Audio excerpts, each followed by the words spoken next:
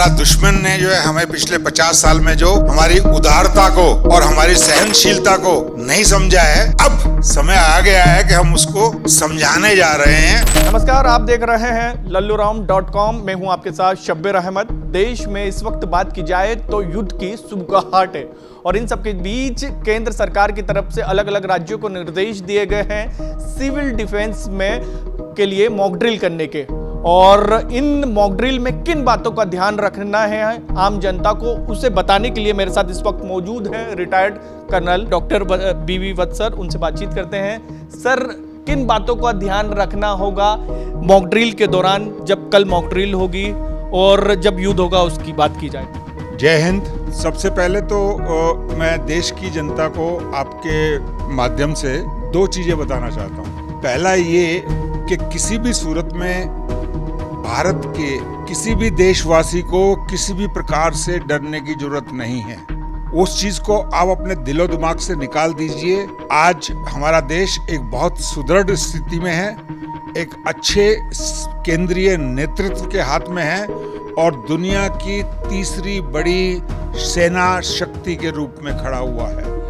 दुनिया के दो मोटे तौर पर देशों को छोड़कर बाकी पूरे देश आज हमारे साथ आतंकवाद के विरुद्ध खड़े हुए हैं। दूसरी बात जो बहुत अहम बात है और जो मॉक ड्रिल से रिलेटेड है, उसमें मैं अपने देशवासियों को और ख़ास तौर से मध्य प्रदेश के वासियों को ये कहना चाहूँगा कि आप लोगों का सहयोग और आप लोगों को अपना आँख नाक कान खुले रखने बहुत ज़रूरी है। हमारे देश का जो डिफेंस है वो मोटे तौर पर 4 लेयर्स में है।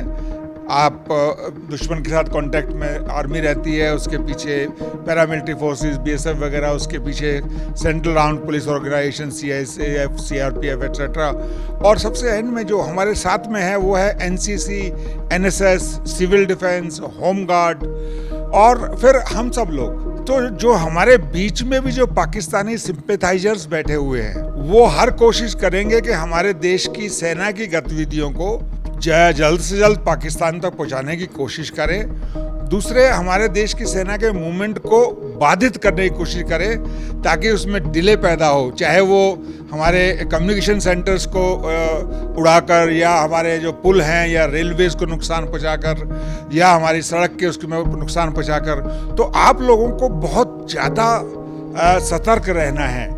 कोई किसी भी चीज़ को जो आपके नोटिस में आए ये नहीं देखना है या ये नहीं सोचना है कि छोटी सी है।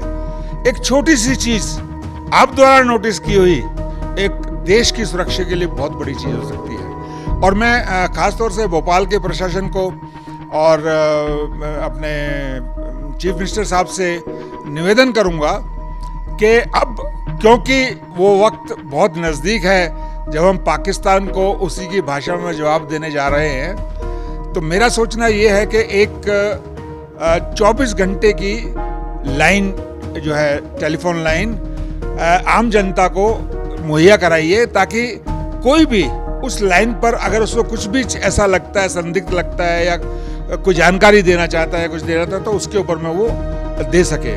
अगर ऐसा हो सकता है और हो जाना चाहिए मेरे विचार में, तो ये एक बहुत बड़ी सुविधा होगी और देश की सुरक्षा की दृष्टि में एक बहुत पॉजिटिव सकारात्मक कदम होगा।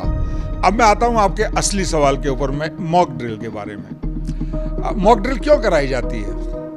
देखिए, पहली बात तो ये है कि हमारे देश का जो एयर डिफेंस सिस्टम है वो इतना मजबूत है और इतना मल्टी लेयर्ड है कि दुश्मन के किसी जहाज को, हवाई जहाज को या उसके ड्रोन को हमारे देश की सीमाओं में घुसने के लिए भी जगह नहीं है। वो उसको पहले से ही पकड़ लेगा और मार गिराएगा, क्योंकि हमारे जो उसकी जो किल प्रोबेबिलिटी है वो 90% से ज़्यादा है। और एक अलग अलग किस्म के हमारे पास में चाहे S-400 हैं या दूसरे जो वेपन्स हैं, मैं उनके बारे में ज़्यादा बातचीत नहीं करूँगा इसके बारे में अभी।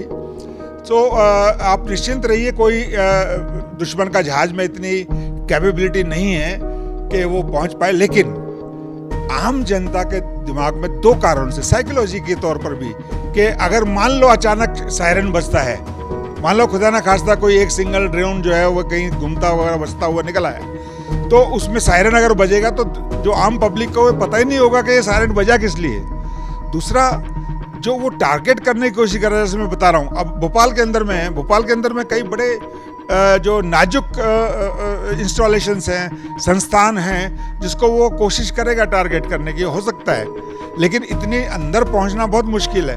पर हम हर अलर्ट तो रहना पड़ेगा, हर प्रोबेबिलिटी को साथ में लेकर चलना पड़ेगा। और मेरा मानना ये है कि दुश्मन को कभी कमजोर ना समझो। अगर आप 20 चाल सोच के चलते हो, दुश्मन 21वीं चाल चलता है, तो उसके लिए भी अपने को तैयार रहना पड़ता है। दूसरा, पाकिस्तान को हम एक बड़ा क्लियर मैसेज दे रहे हैं कि भाई बहुत हो गया। हमने बालाकोट और सर्जिकल स्ट्राइक के बाद में आपको चिताने की कोशिश करी थी, लेकिन आप नहीं सुधरे। अब हम आपको दूसरे तरीके से आपकी भाषा के अंदर ही चिताएंगे। तो उसमें हमारे को पाकिस्तान की जो ISI है, जो जड़ है आतंकवाद की, पाकिस्तान की जो सेना है, उसको खत्म करना है। और उसके लिए ये सारी तैयारियां चल रही हैं। तैयारियों के लिए टाइम लगता है प्रिपरेशन स्टेज के अंदर में, क्योंकि अलग अलग फेजेस में प्रिपरेशन 6 महीने पहले भी लगे थे।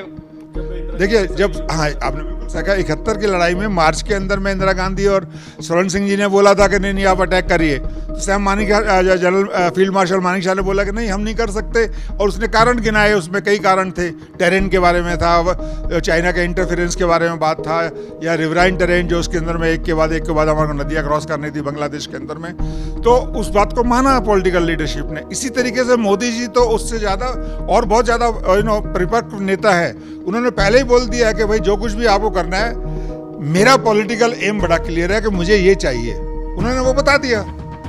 और उस पॉलिटिकल एम के ऊपर में मिलिट्री एम क्या होगा, अब वो सेना के अधिकारी डिसाइड करेंगे। उनको प्रिपरेशन के लिए वक्त चाहिए। हम दुश्मन के हाथ में खेलना नहीं चाहते।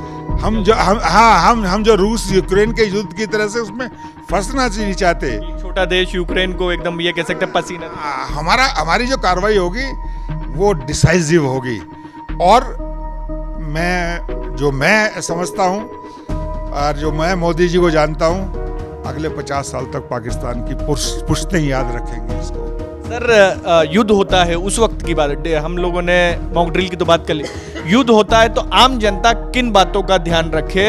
अगर युद्ध होता है या पाकिस्तान की तरफ से किसी तरीके का हमला किया जाता तो आम जनता उस वक्त क्या करे? सबसे इंपॉर्टेंट चीज तो मैं आपको पहले ही बता चुका हूँ कि अपने आंख नाक कान को खोल के रखिए, सजग रहिए, सतर्क रहिए और हर संदिग्ध बात को नोट करिए और उसको तुरंत या तो किसी आर्मी फॉर्मेशन के पास में या जो सिविल एडमिनिस्ट्रेशन है कलेक्टर साहब के पास में, और कहीं नहीं होता है तो नियरेस्ट पुलिस स्टेशन में जाके आप बताइए।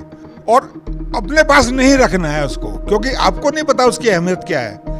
उसकी अहमियत को हम और आप, मैं जान सकता हूँ या सेना के अधिकारी जान सकते हैं, जो जानकार लोग हैं वो जान सकते हैं। दूसरी बात यह है कि किसी भी तरीके से भयभीत नहीं होना है। तीसरी बात यह है कि जो अगर खुदा न खास्ता कोई ये सायरन बजता है, जिसकी मध्य प्रदेश में तो बजने की बहुत ही कम संभावना है, लेकिन फिर भी हमें तैयार रहना चाहिए। तो उस समय जो आपको ड्रिल में बताया जाता है, जैसे ज़मीन पर लेटना है, कार अगर में जा रहे हैं तो कार खड़ी करके साइड में उसके अंदर में है, बड़ी हाई राइज बिल्डिंग के अंदर में है तो नीचे उतरना है, और आपको जो है थोड़ा डिस्पर्स होकर रहना है, एक साथ इकट्ठे नहीं रहना है, ताकि मतलब एक सिंगल टारगेट ना बने। आप बहुत सारे लोग एक सिंगल टारगेट ना बने। अगर ऐसा होता है तो मान लो बिल्डिंग गिर गई तो वो अगर आप डिस्पर्स है तो कम कैजुअलिटी होगी। एम ये है इस ड्रिल का, मॉक ड्रिल का, और जो सरकार बड़े अच्छे तरीके से इसको कर रही है कि कम से कम अगर ऐसा जो हो जाता है मान लो, तो कम से कम सिविलियन कैजुअलिटी। मध्य प्रदेश के लिहाज से बात की जाए तो 5 शहर चिन्हित किए गए, इंदौर, जबलपुर, ग्वालियर, भोपाल और कटनी। सिर्फ 5 शहर चुनने का कारण, इसके पीछे वजह क्या है? देखिए, हम लोग इतनी डेप्थ में हैं कि अगर पाकिस्तान को कहीं से ICBM इंटरकॉन्टिनेंटल बैलिस्टिक मिसाइल वगैरह मिल गए तभी वो यहाँ तक पहुँच पाएगा, वरना उसकी संभावना न के बराबर है, क्योंकि हमारा एयर डिफेंस सिस्टम बहुत मजबूत है। लेकिन ये 5 जो शहर हैं वो सिंबॉलिक तौर पर लिए गए, अगर आप देखें तो भोपाल मध्य प्रदेश के तकरीबन पूरे एरिया को ये कवर कर रहा है। अब हर शहर के अंदर में जरूरी नहीं है, आपने देखा होगा कि मॉक ड्रिल के लिए भी जो शहर जो चुने गए हैं उसमें भी कैटेगरी बनाई हुई है, ABC कैटेगरी। तो ये हम लोग सब बी कैटेगरी, बी और सी कैटेगरी वाले हैं। और दूसरा फिर ये देखा जाता है कि उस शहर के अंदर में क्या इम्पोर्टेंट इंस्टॉलेशन है, क्या इम्पोर्टेंट एरिया है, उस शहर की क्या अहमियत है, और दुश्मन को उस पर अटैक करने का कितना अंदेशा है या कितना चांसेस हैं। इन सारी चीज़ों को देखकर ही जो है ये शहर नियुक्त किए गए हैं। सर आखिरी में एक छोटा सा सवाल रहेगा, कुछ आप कहना चाहते हैं देश की जनता को, मध्य प्रदेश की जनता को, भोपाल वासियों को, युद्ध, मॉक ड्रिल, तमाम चीज़ों को लेकर जो परिस्थितियाँ चल रही है अभी? ये जो मॉक ड्रिल है, देश के युवाओं को मैं सिर्फ ये कहना चाहूँगा कि इसको समझिए।